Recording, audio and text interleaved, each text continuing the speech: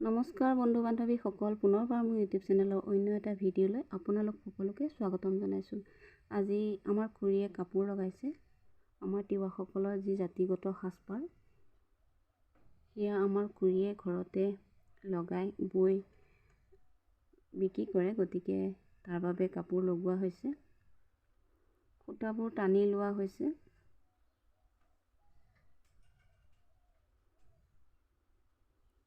অকণমান ভাবিলোঁ খুৰীকো সহায় কৰি দিওঁ বুলি আহিলোঁ। আপোনালোককো অকণমান দেখাই দিছোঁ।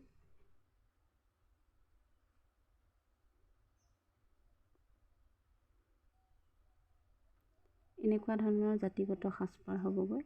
খুৰীহঁতৰ ঘৰৰ পৰা আহি লৰালৰিকৈ ভাতৰ চৰুত সোমালোহি। আহি ভাত ৰান্ধিবৰ কাৰণে বাৰীত সোমালোঁ। দুটামান জলকীয়া ছিগো বুলি দেখা পালোঁ, গোটেই জলকীয়াবোৰ বেমাৰ লাগিছে। পকিবলৈ ধৰা সময়তে এনেকৈ ভিতৰত কিবা পোক লাগে নেকি, গোটেই জলকীয়াবোৰ ভিতৰত অলপমান বেয়া হৈ যায় আৰু গোটেই জলকীয়াটো লাহে লাহে পচি পচি সৰি পৰে।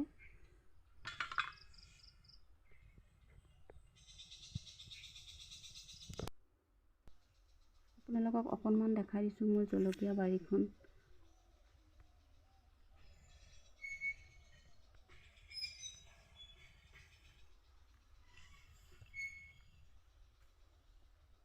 জলকীয়া ছিগি আহি পাকঘৰত সোমালোহি।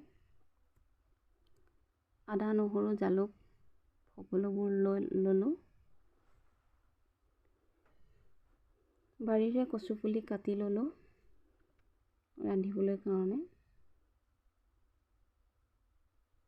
কচুৰ লগত দিবলৈ কাৰণে মই আদা, নহৰু খুন্দি লৈ পিঁয়াজ কাটি ল'লোঁ।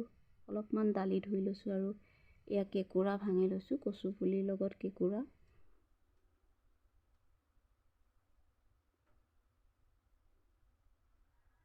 প্ৰথমতে কেঁকুৰাখিনি ভালকৈ ভাজি ল'ম।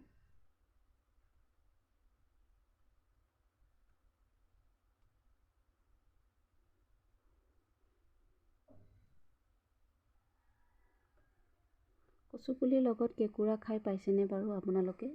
কমেণ্ট কৰি জনাবচোন। যিহেতু আমি গাঁৱৰ মানুহ, গতিকে এনেকৈয়ে বনাই খাওঁ। লগতে এটা বিলাহী কাটিও কেঁকুৰাখিনিতে দি দিলোঁ। বিলাহীখিনি অকণমান বৰ সিজিবলৈ দিম।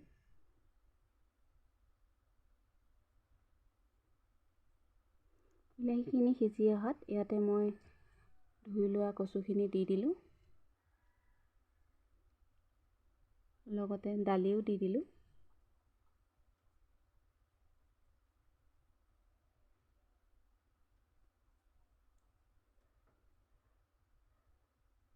ভালকৈ লৰাই ল'ম।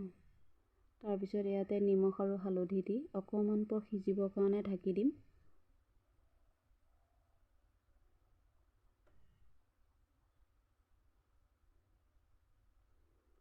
সিজি অহাত ইয়াতে পানী দি মই ভালকৈ উতল আহিবলৈ দিম।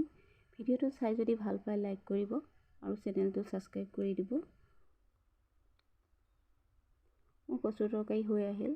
দুপৰীয়া সাজৰ কাৰণে আমি এনেকৈ ৰান্ধি ল'লোঁ। আজিলৈ আহিলোঁ, আকৌ লগ পাম।